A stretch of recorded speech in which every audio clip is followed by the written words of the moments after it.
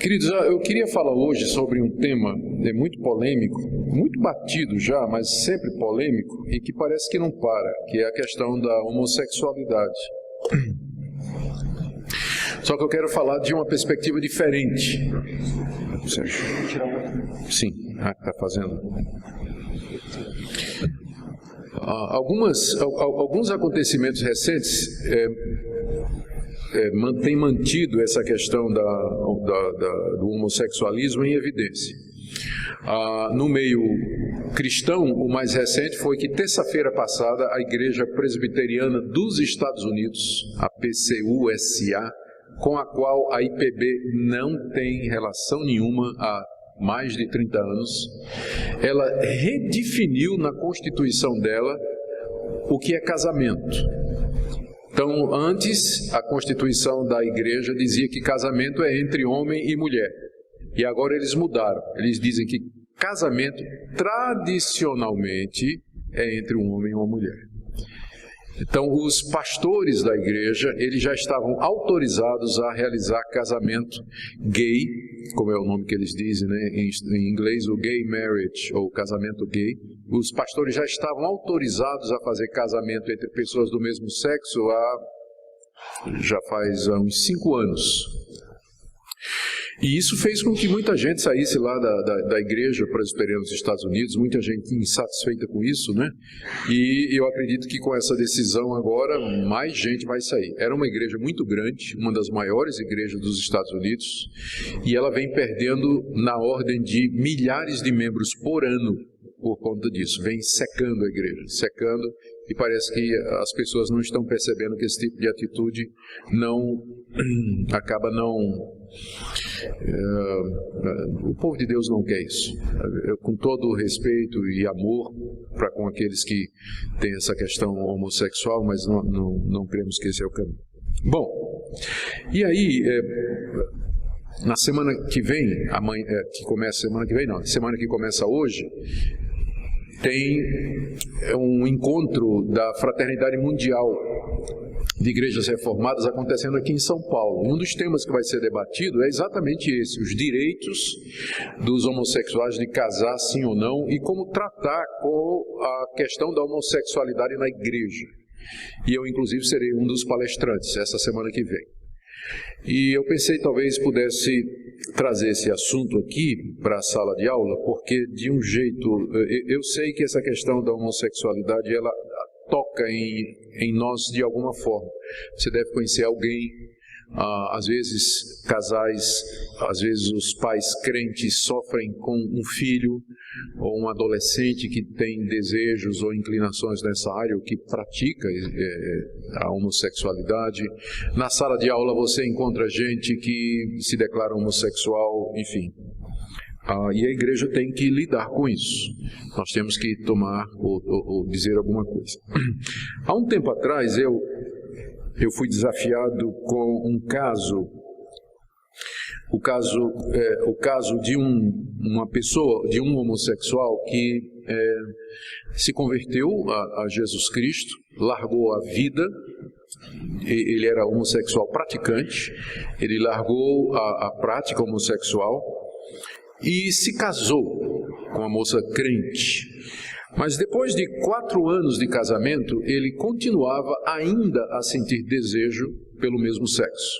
Continuava a sentir atração pelo mesmo sexo. E começou a pensar em abandonar o Evangelho, desesperado, porque achava que isso era uma prova de que ele não era convertido. E que nada realmente tinha acontecido com ele, porque ele continuava a sentir os desejos. Então, esse não é um caso concreto, eu não conhecia essa pessoa, mas eu me imaginei escrevendo uma carta para ele. O que é que, se eu fosse escrever uma carta para esse homem, o que é que eu diria para ele? E eu escrevi a carta, e ela foi publicada como uma carta fictícia, acabou sendo traduzida e publicada também nos Estados Unidos, onde eu escrevi para ele algumas coisas, vários pontos que eu achava que seria importante. Aí eu pensei em ler a carta para vocês e depois a gente vai discutir se eu fiz a coisa certa ou não, né? Ou se tem alguma coisa aqui que eu disse para ele que não era verdade, ou se deixei alguma coisa para escrever. Eu chamei ele de Sandro. Tem algum Sandro aqui? Não, né? Não tem nada a ver com você, tá? Eu podia ter escolhido Fernando, mas peguei um nome. O primeiro nome que me apareceu, chamar ele de Sandro, tá bom? Então a carta vai assim. Meu caro Sandro, espero que esta o encontre bem, com muita saúde e alegria em todas as coisas. Eu soube pelo seu pastor que você está pensando em desistir da fé e sair da igreja, porque passados já 5 anos, não é 4, mas 5 anos que você recebeu Jesus como seu Senhor e Salvador, você continua a sentir desejos homossexuais e atração por homens. O seu pastor me disse também que sua esposa, a Rita, também é um nome fictício, tá? Quer dizer, é só um nome. A Rita tem sofrido muito com tudo isso. Muito embora você tenha sido bastante honesto com ela e não tenha em nenhum momento sido infiel no casamento. Então, esse homossexual praticante casou depois da conversão. 5 anos depois, ele ainda sente desejos. Ele abriu o coração, falou para a esposa. Ele nunca foi infiel para ela, sempre foi fiel, mas agora esses desejos voltaram com muita força. E ele está pensando em voltar atrás. Aí a carta continua. Seu pastor, meu amigo de longa data, me pediu para escrever para você, especialmente pelo fato de que fui eu quem lhe ajudou nos primeiros dias depois da sua experiência de conversão. Aqui no caso da carta, que é uma carta fictícia, eu estou imaginando que essa pessoa teria sido discipulada durante o tempo durante o meu ministério. Eu lhe ajudei nos primeiros dias da sua experiência de conversão. Espero que essa carta seja usada por Deus para ajudar você nesse momento difícil que você está passando com esses desejos homossexuais, mesmo sendo um crente em Jesus Cristo. Sandro, você se lembra que eu lhe alertei para o fato de que crer em Jesus Cristo como Senhor e Salvador não significa a imediata libertação de todas as consequências espirituais, psicológicas e mentais dos anos em que você viveu como homossexual praticante. Esse aqui é o primeiro ponto que eu diria para ele. O fato de que uma pessoa se converte a Cristo, que ela crê em Jesus, nasce de novo, não quer dizer que todos os efeitos da sua vida antiga vão ser apagados de repente, como quem deleta alguma coisa do seu computador com um aperto de uma tecla. As coisas não vão embora tão fácil assim. A pessoa, o Sandro, tinha sido homossexual praticante durante anos. E agora que ele se converte a Cristo, não é no dia seguinte que todos os efeitos daquela vida vão embora. Não é porque o pecado ele nos afeta psicologicamente, espiritualmente, fisicamente, moralmente. Então vai levar um tempo até que aquelas coisas vão embora. Não há uma transformação imediata. Algumas coisas mudam. Quando você se converte, algumas coisas podem mudar na hora. Eu me lembro da minha conversão, eu tive uma vida muito errada, mas eu fumava 2 carteiras de cigarro por dia, vivia na prática da prostituição, mas quando eu me converti, aquelas coisas pararam naquela noite de setembro de 1977. Parou ali. Quer dizer que passou naquela hora o meu desejo de voltar para a prostituição? Não, os desejos continuaram, só que a prática parou. Então, algumas coisas param quando você se converte, mas outras não vão embora com facilidade. E começa uma luta. Aí, voltando para a carta. Sandro, o pecado deixa profundas cicatrizes em nossas vidas, marca a ferro e fogo nossa consciência com imagens, impressões, experiências, gostos e desejos que levam muitos anos para ser vencidos. Seu pastor me falou que você vinha lendo material de determinados autores que afirmam que homossexuais, uma vez convertidos, se tornam completamente libertados, não somente da prática de relações com pessoas do mesmo sexo, como também da atração por pessoas do mesmo sexo. Tem literatura, e eu acho que não ajuda muito, tem autores bíblicos não, evangélicos, que escrevem livros dizendo que se um homossexual se converte, ele é liberto não somente da prática, mas inclusive do desejo. E eu penso que isso não está correto. Eu sei que há casos concretos de pessoas que viviam na homossexualidade e que depois da conversão a Jesus Cristo se libertaram, inclusive da atração por pessoas do mesmo sexo. Todavia, nem sempre isso acontece. Pode acontecer que Deus, no ato da conversão, liberte uma pessoa completamente. É possível fazer acontecer isso? Claro que é. Deus é Deus. Ele pode fazer o que Ele quiser. Mas, infelizmente, não é isso que acontece na quase maioria absoluta, pelo menos nos casos que a gente ouve, eu leio e com quem eu converso. Você precisa entender, Sandro, contudo, que a continuidade de desejos homossexuais depois de uma legítima conversão não significa necessariamente uma derrota, nem que Deus falhou com você. Uma pessoa que se converte e que era homossexual, depois de convertida, ela ainda pode sentir atração por pessoas do mesmo sexo? Sim. Isso quer dizer que ela não é crente? Não. Quer dizer que a conversão, ela é apenas o começo de um processo que pode durar a vida toda, de luta e de conflito, e que a gente precisa entender isso.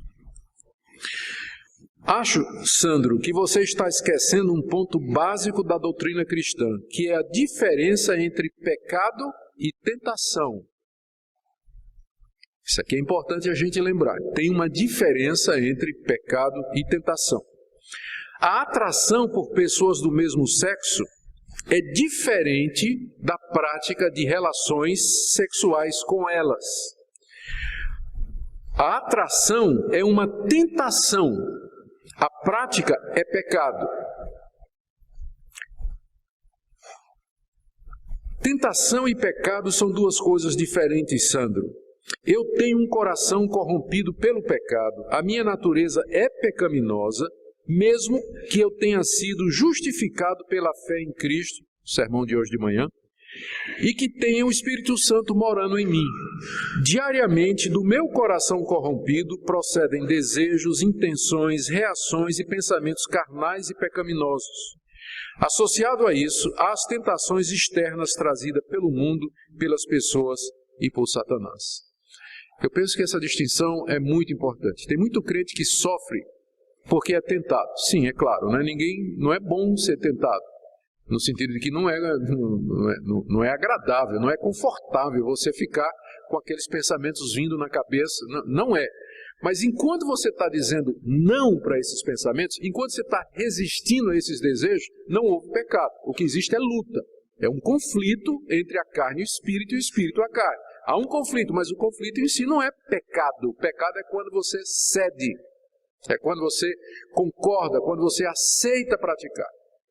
Então, esse é um conflito que pessoas com desejos homossexuais enfrentam. Eu tenho aconselhado algumas dessas pessoas, que são crentes, e elas se sentem muito culpadas porque elas sentem a atração. E eu procuro sempre dizer para elas, mas se você está praticando, você estimula esses desejos, você gosta desses desejos e acaba de alguma forma caindo na prática disso? Ele diz, não, pastor, de jeito nenhum, eu luto contra isso. Eu digo, bom, então por enquanto isso aqui não é pecado, isso é luta, isso é conflito, faz parte da santificação.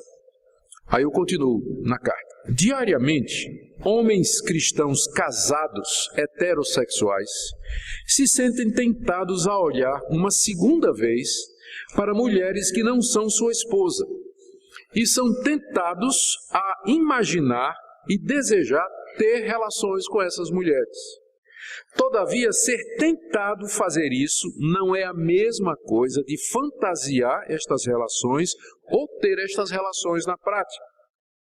Diariamente, cristãos verdadeiros reprimem esses desejos, dizem não a esses pensamentos e evitam dar a segunda olhada. pensam na esposa, nos filhos, e particularmente em Deus, que odeia e abomina o adultério, e no Senhor Jesus, que morreu exatamente por causa desses pecados. Cada dia em que resistem a esses impulsos e vontades é um dia de vitória e de libertação. O que eu disse aqui para o Sandro, e aqui é outro ponto extremamente importante, é que nós não podemos esquecer que o homossexualismo é um pecado como outros.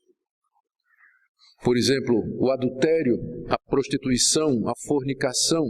Toda vez que a Bíblia lista o homossexualismo como pecado, nunca é isolado, sempre é numa lista onde tem outros.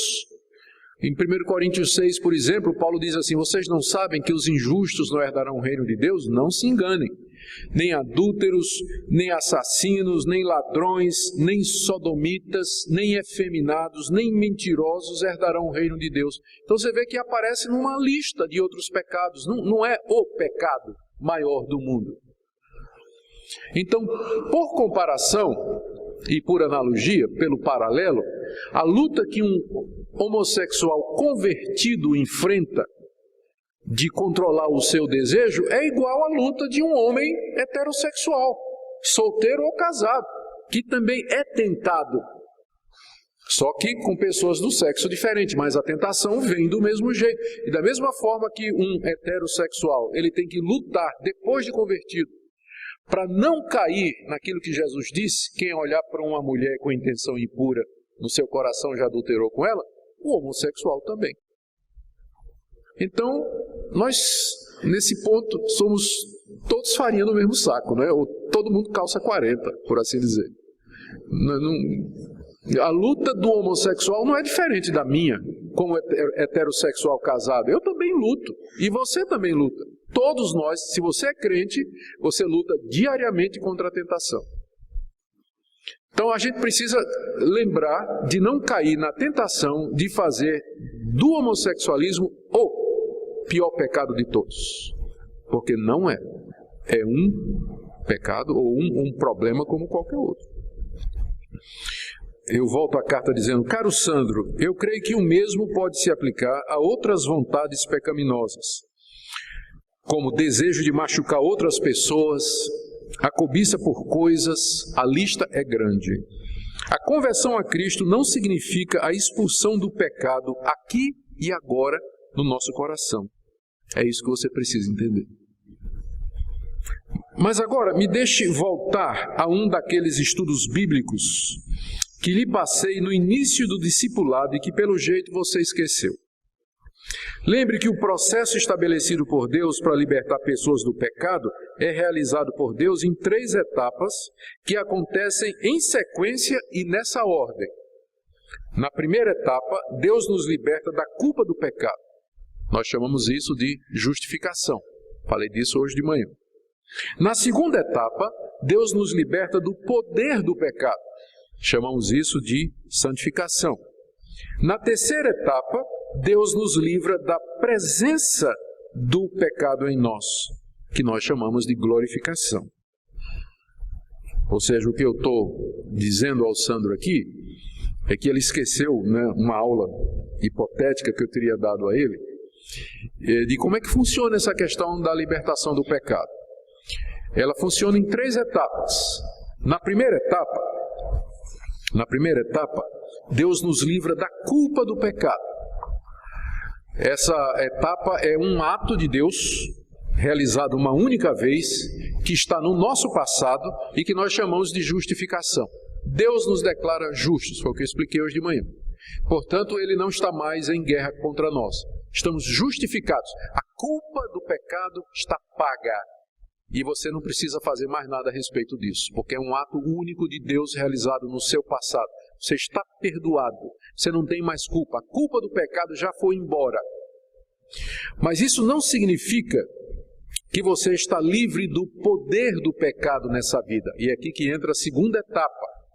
Deus primeiro nos livra da culpa do pecado, coisa que está no passado, mas no presente Deus está me livrando do poder do pecado sobre mim. Porque eu permaneço com uma natureza pecaminosa, mesmo depois da conversão. Na conversão, Deus imputa, Deus me dá um novo princípio de vida, que nós chamamos a nova natureza, pelo Espírito Santo que habita em nós. Mas Ele não erradica a antiga natureza, Ele não tira a natureza pecaminosa de nós, mas Ele coloca um princípio superior, que é a nova vida, e que segura, controla, ou deveria, subjuga a nossa natureza pecaminosa. Mas há um conflito. Então, durante a nossa vida aqui, Deus está nos livrando do poder do pecado, nos ensinando a dizer não ao pecado que ainda habita em mim. Esse processo é um processo incompleto nessa vida, ele é imperfeito e ele vai durar até sua morte, até o último dia da sua vida aqui nesse mundo. Você vai estar lutando contra o pecado que habita no seu coração. Mas a expectativa da Bíblia é que com os anos e a experiência, os cristãos vão aprendendo e eles vão se tornando cada vez mais vitoriosos e conquistando o poder do pecado no seu coração. Então esse é um processo. A última etapa, isso aí é futura. A justificação é no passado, Deus já realizou, é um ato.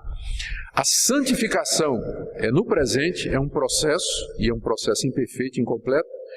E no futuro haverá a glorificação, que também é um ato realizado de uma vez para sempre, em que Deus vai transformar o nosso corpo e vai nos dar um corpo glorioso, à semelhança do corpo de Jesus, que não tem pecado. É um corpo incorruptível, é um corpo glorificado, e preparado para a eternidade. Isso acontecerá na ressurreição dos mortos, por ocasião da vinda de Jesus Cristo.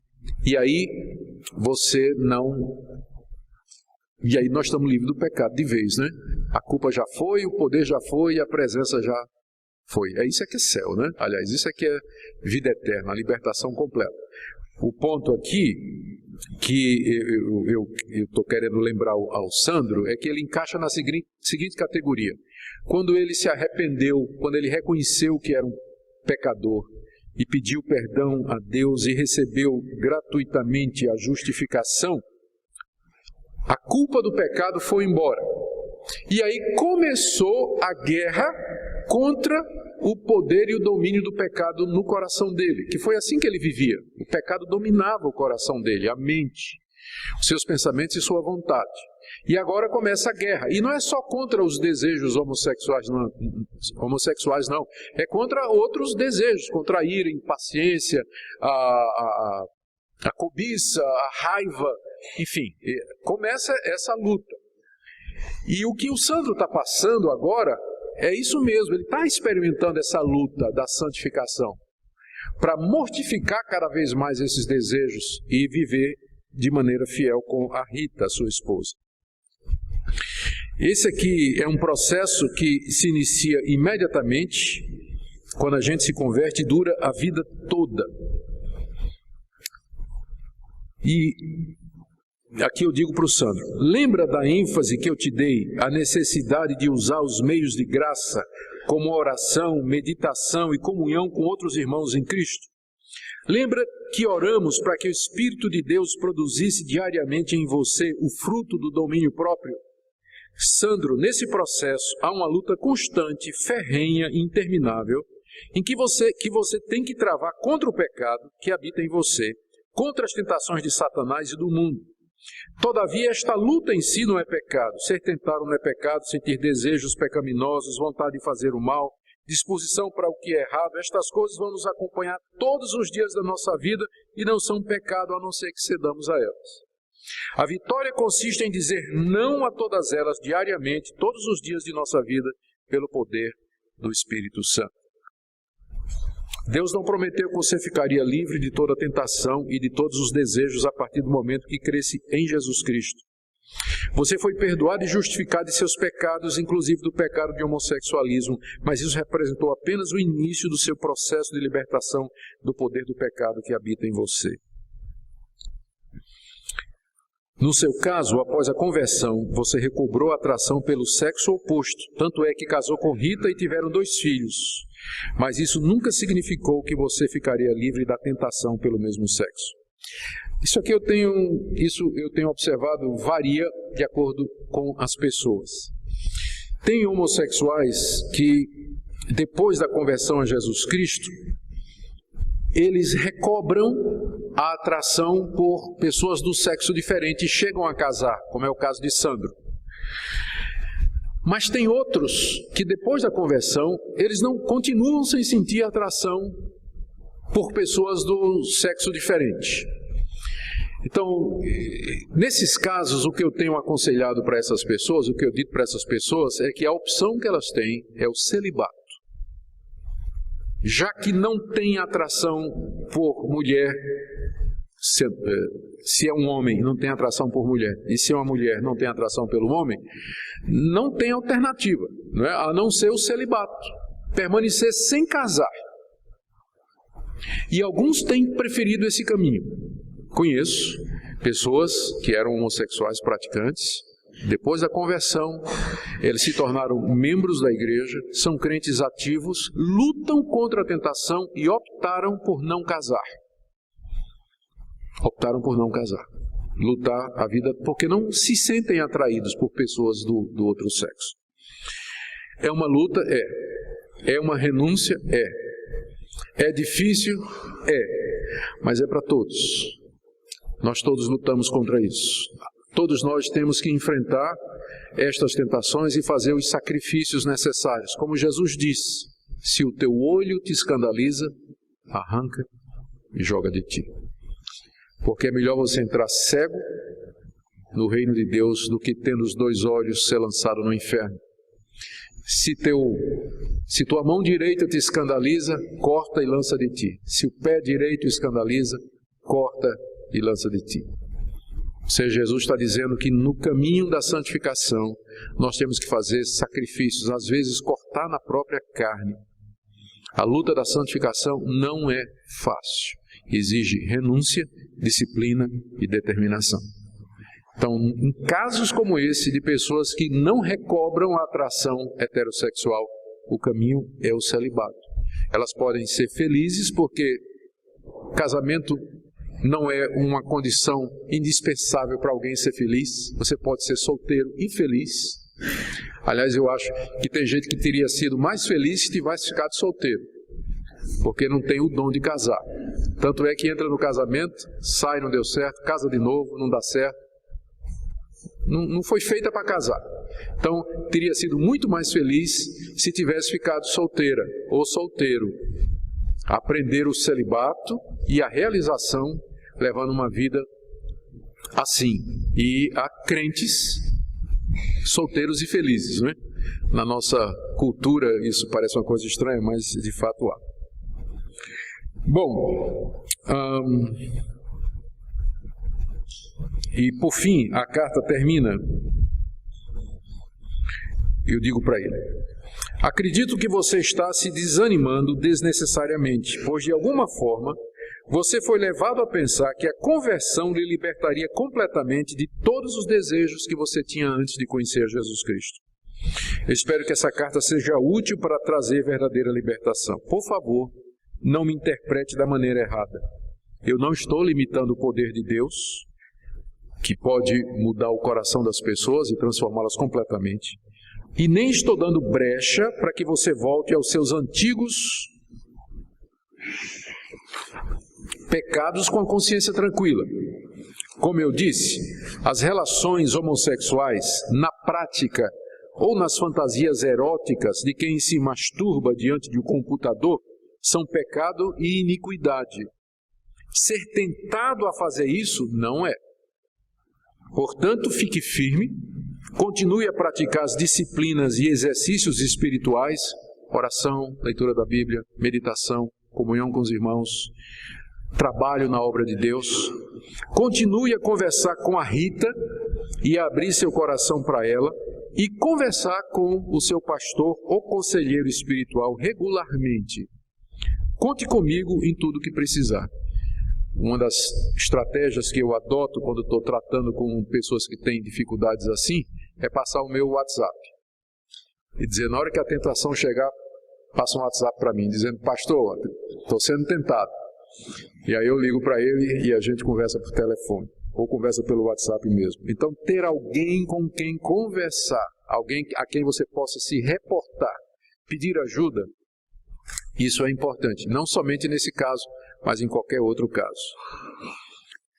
Acima de tudo, Sandro, não desista, pois Deus nunca nos prometeu uma viagem tranquila, somente uma chegada certa. Eu termino declarando a minha mais completa confiança na verdade dessas promessas bíblicas que deixo para a sua meditação. Aí eu cito Romanos 6,14, que diz: o pecado não terá domínio sobre vós, pois não estáis debaixo da lei, e sim da graça. E Romanos 6, de 21 a 23. Quando vocês eram escravos do pecado, vocês estavam isentos com relação à justiça. Mas naquele tempo, que resultados vocês escolheram? Somente as coisas de que agora vocês se envergonham, porque o fim delas é a morte. Mas agora, libertados do pecado e transformados em servos de Deus, tenham o fruto para a santificação e por fim a vida eterna, porque o salário do pecado é a morte, mas o dom gratuito de Deus é a vida eterna em Cristo Jesus, nosso Senhor. Do seu irmão e amigo Augustus. Essa foi a carta para o Sandro, que tocou em várias questões que têm a ver não somente com a questão da homossexualidade, mas da santificação e da vida diária. Gente, muito obrigado. Vamos orar, pastor, para terminar? O senhor quer orar então? Vou convidar aqui o pastor da igreja para orar, para terminar a nossa classe. E obrigado pela paciência de vocês. Muito obrigado. Oremos a Deus. Grande eterno Deus, que tem nos instruído pela Tua palavra, a qual para nós é muito importante.